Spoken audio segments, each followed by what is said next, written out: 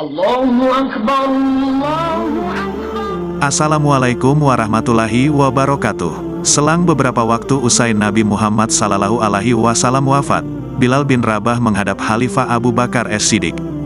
Bilal berkata kepada Khalifah, "Wahai Khalifah, saya ingin meminta izin." Abu Bakar kemudian menjawab, "Izin apa yang ingin kamu minta, wahai Bilal?" Kemudian Bilal mengatakan kepada Khalifah, "Wahai Khalifah, izinkanlah saya untuk tidak lagi melaksanakan azan." Kemudian, Abu Bakar menjawab, "Wahai Bilal, saya tidak akan mencabut atau mengubah keputusan Rasulullah dalam penunjukan orang-orang yang telah diangkatnya."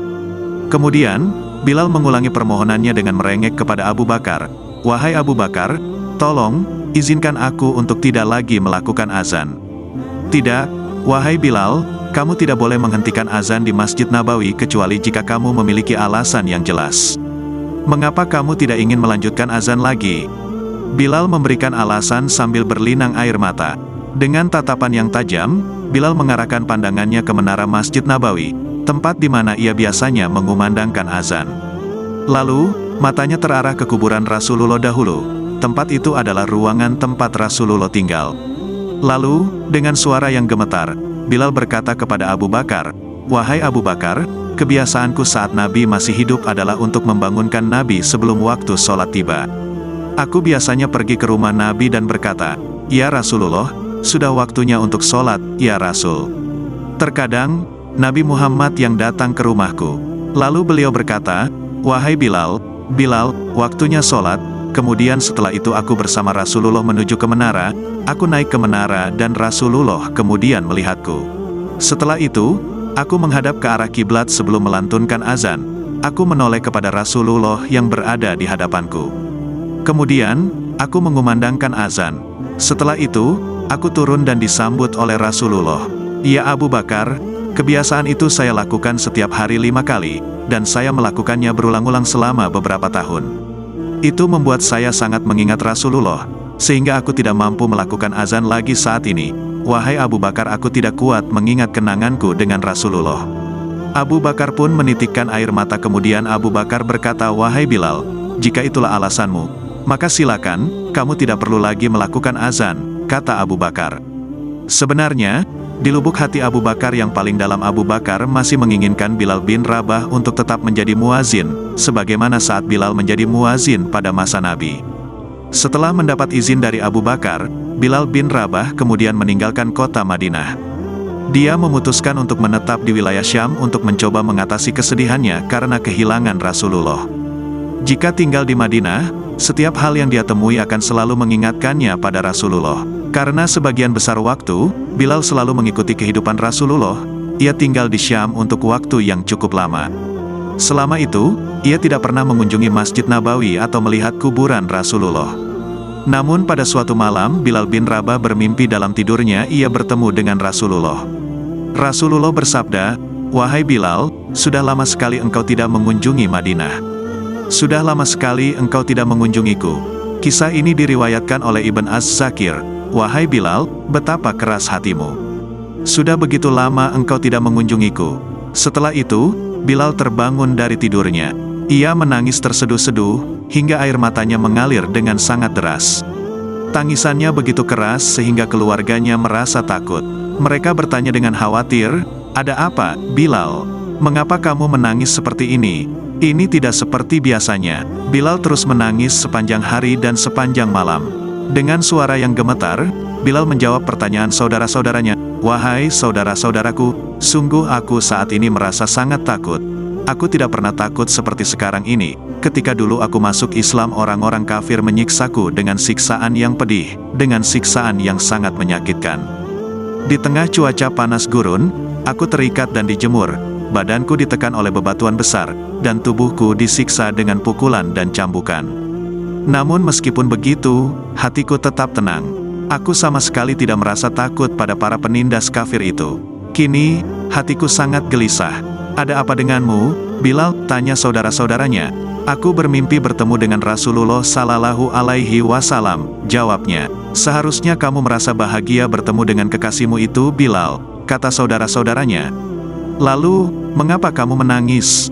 Bilal menjawab, 'Saya bertemu dengan Rasulullah, dan beliau menegur saya, "Wahai Bilal, alangkah keras dan gersangnya hatimu, mana kerinduanmu kepadaku? Sudah lama engkau tidak berkunjung kepadaku.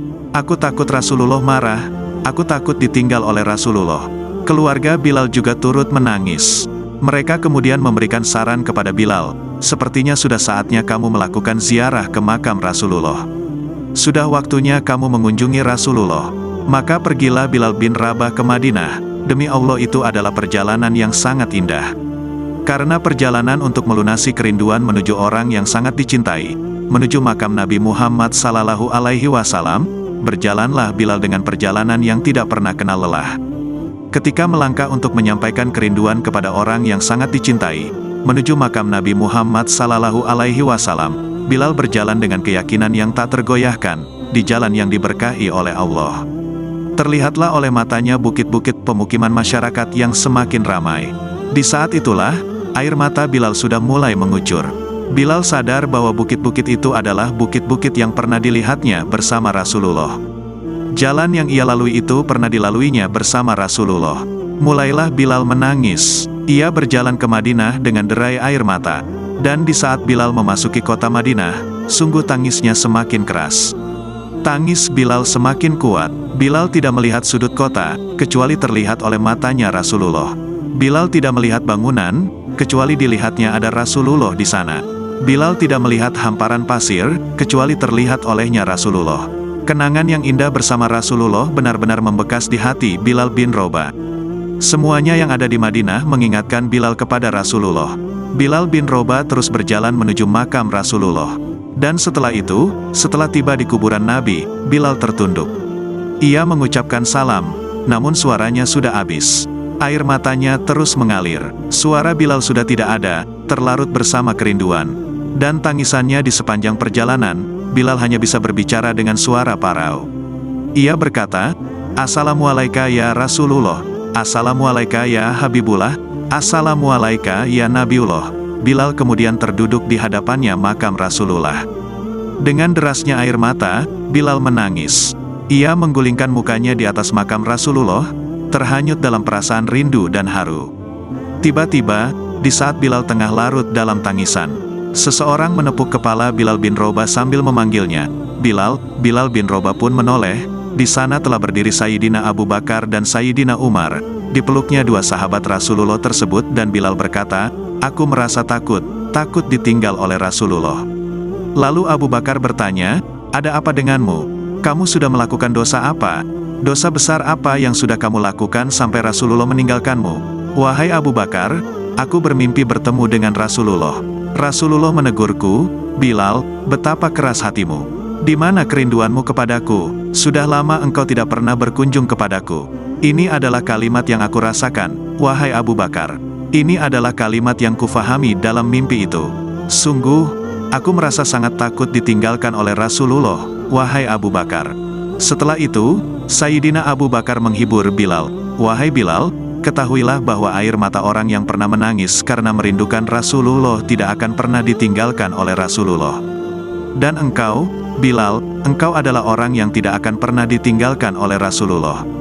Setelah itu, Bilal menangis, "Benarkah begitu, wahai Abu Bakar?"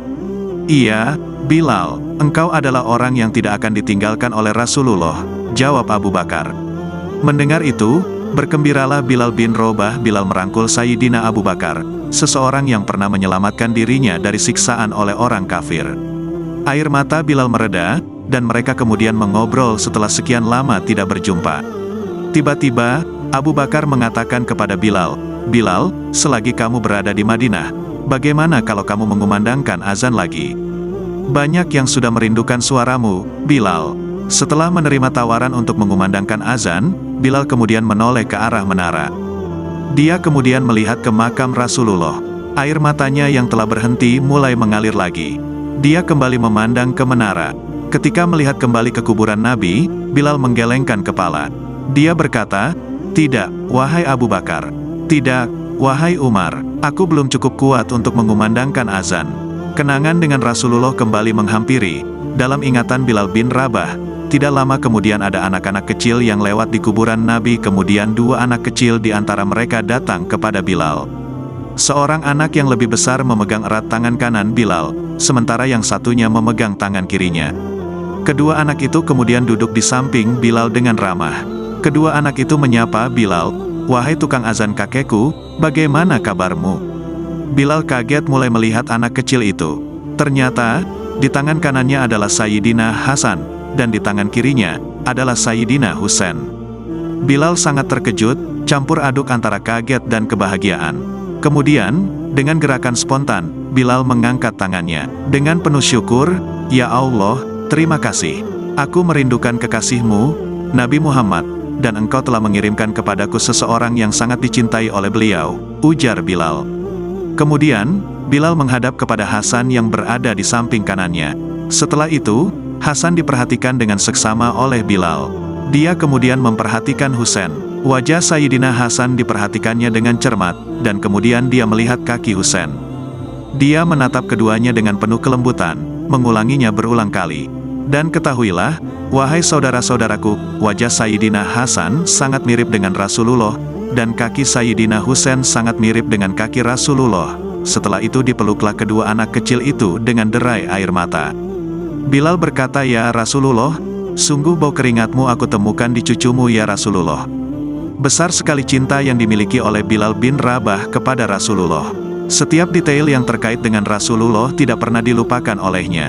Bahkan, hingga keringat Rasulullah pun, Bilal masih mengingatnya sungguh luar biasa. Tidak lama kemudian, Sayyidina Hasan dan Sayyidina Husain berkata, "Paman Bilal, kami merindukanmu. Kami ingin mendengar suaramu mengumandangkan azan lagi. Bagaimana jika paman mengumandangkan azan lagi?" Bilal bingung, ia menoleh ke wajah Sayyidina Abu Bakar, kemudian ia menoleh ke wajah Sayyidina Umar. Abu Bakar dan Umar yang dilihat oleh Bilal kemudian berkata, "Lakukanlah wahai Bilal." Kemudian, Bilal menoleh kepada mereka berdua. "Wahai Hasan, wahai Husain, sebelum kalian memintaku untuk mengumandangkan azan, Khalifah dan wakilnya telah meminta hal yang sama kepadaku. Namun, permintaan mereka kutolak. Sekarang, karena permintaan datang dari kalian berdua, cucu Rasulullah, aku tidak berani menolaknya. Aku takut jika aku menolak permintaanmu saat ini, aku takut Rasulullah akan menolakku untuk azan di depannya di surga nanti." Kemudian waktu azan ditetapkan untuk Bilal. Saat waktunya telah tiba, beberapa orang yang mengetahui kedatangan Bilal datang ke masjid untuk menunggu kapan Bilal mengumandangkan azan. Ketika saatnya tiba, dalam sebuah riwayat disebutkan bahwa Bilal mengumandangkan azan di waktu subuh. Pada waktu sahur, orang-orang sudah pada menunggu dan mereka bertanya-tanya di mana Bilal. Kenapa dia belum kelihatan? Kenapa Bilal belum datang? Di saat sudah masuk waktu sholat, tiba-tiba ada orang yang berdiri. Orangnya kurus, kulitnya hitam, tapi orang-orang bisa merasakan dari tubuhnya yang kehitaman itu, memancarkan cahaya keteduhan, cahaya iman, cahaya yang penuh kecintaan kepada Rasulullah. Orang-orang melihat Bilal berdiri di tempat yang biasanya dulu Bilal berdiri. Di tempat di mana biasanya Bilal mengumandangkan azan. Suasana itu telah mengingatkan orang-orang kepada Rasulullah. Sehingga, air mata mulai berjatuhan dari orang-orang yang hadir di tempat itu.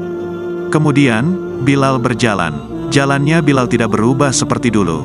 Ini semakin memperkuat kenangan mereka kepada Rasulullah. Sehingga, yang hadir di masjid mulai menangis. Dan akhirnya, Bilal terus berjalan. Ia memecah sopannya, barisan jamaah. Kemudian, berjalan menuju ke menara. Dan di saat naik ke menara, memori dan ingatan orang semakin kuat. Bahwasannya seperti inilah yang pernah disaksikan dulu bersama Rasulullah. Bilal sudah di atas menara. Rupanya, di atas menara, Bilal berderai air mata. Lalu, Bilal melihat ke tempat yang biasanya Rasulullah berada, menunggunya turun. Bilal hanya bisa menyeka air mata, menutup matanya, kemudian mengusap air matanya. "Di sini, dulu aku pernah melihat Rasulullah," kata Bilal. Tangis orang-orang yang hadir di masjid dibarengi dengan tangis Bilal bin Rabah. Sehingga, disebutkan dalam riwayat, tidak ada tangisan di Madinah yang lebih banyak dan lebih dahsyat dibandingkan dengan tangisan yang terjadi pada saat itu. Akhirnya, Bilal memulai azannya. Suasana ini menggelegar, mendayu-dayu, terdengar di mana-mana, dan sungguh beriringan dengan suara azan Bilal. Suasana di Madinah pada saat itu benar-benar terasa seperti pada saat Rasulullah masih hidup dan berada di antara mereka. Semua orang menangis terseduh-seduh, menitikkan air mata mereka. Seperti Rasulullah hadir di antara mereka, Tidak ada kesedihan, hanya kerinduan kepada Rasulullah. Kemudian, Bilal melanjutkan azannya, dan jamaah menjawab dengan penuh hikmat. Sampailah Bilal bin Rabah pada lafaz asyhadu anna Muhammadan Rasulullah, suara Bilal tidak lagi terdengar. Ternyata, saat itu Bilal sudah pingsan, khususnya saat menyebut kalimat Muhammad. Banyak orang yang terjatuh dan pingsan, tidak mampu mendengarkan.